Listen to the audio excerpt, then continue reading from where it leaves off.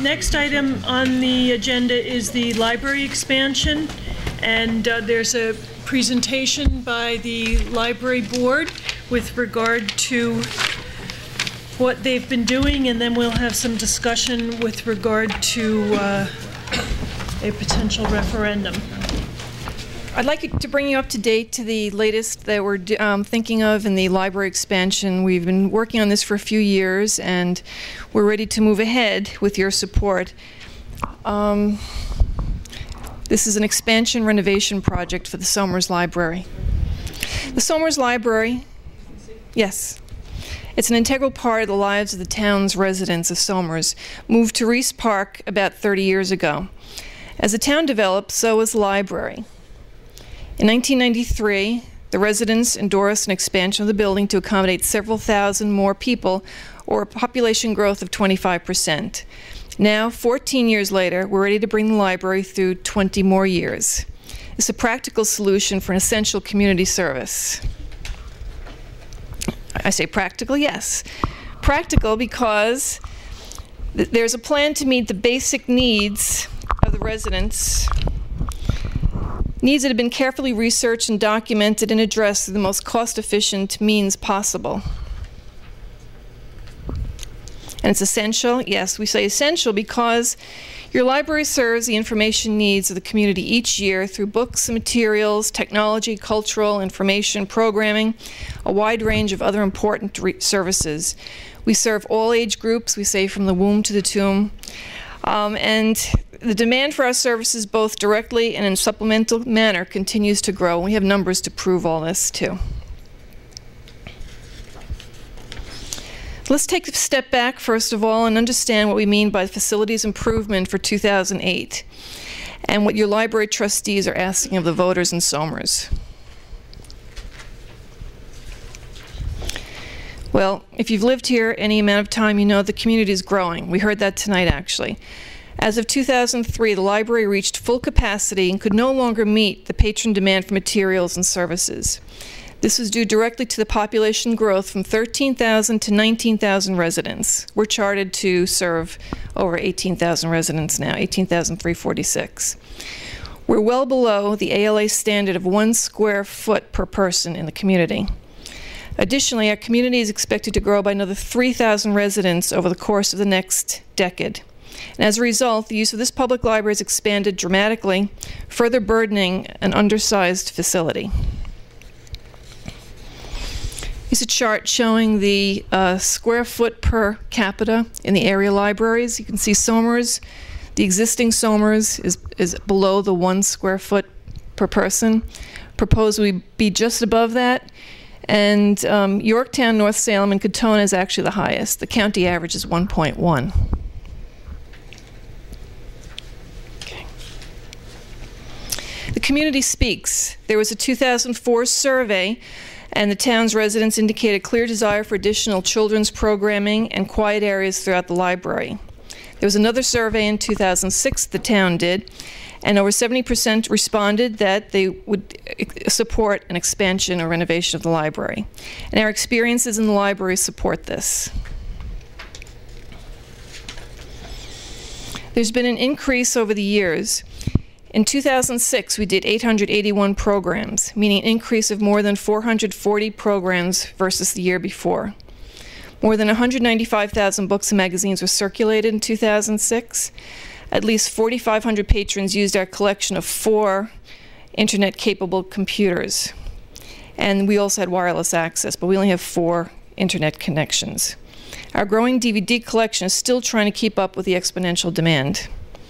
Somers community is using the library, and that's the good news.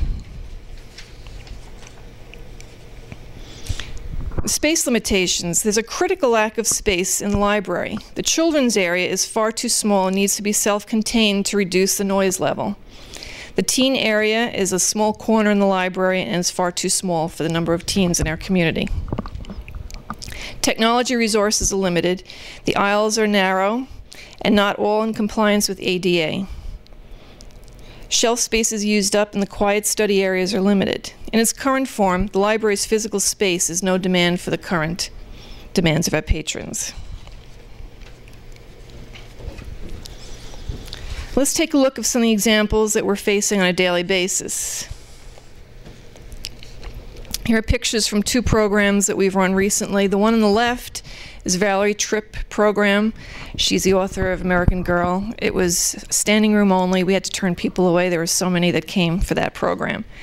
The one on the right is a summer reading kickoff, and we always have a full crowd for that, musical entertainment and everything.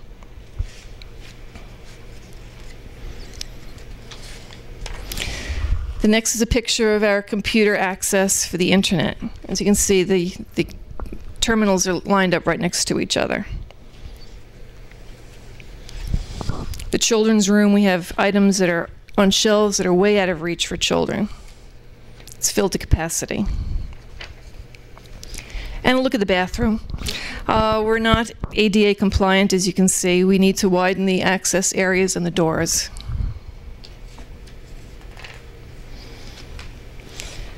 Therefore, we're losing opportunity to serve our residents because the library is undersized today. Our teens are not being well served. An expanded YA area would be a great asset to this group.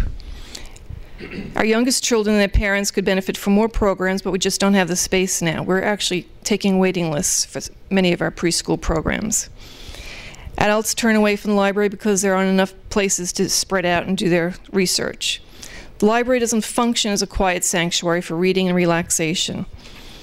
We just don't have the space to segregate the areas right now. So how did we address these challenges?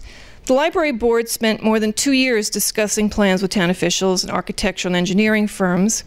After careful research, the conclusion was to expand and upgrade the library to provide the residents with a building that will be cost efficient and meet needs for the next 20 years. And why is this? Because a simple renovation would just leave us with drastically undersized library. We would outgrow the space before we even finished renovating.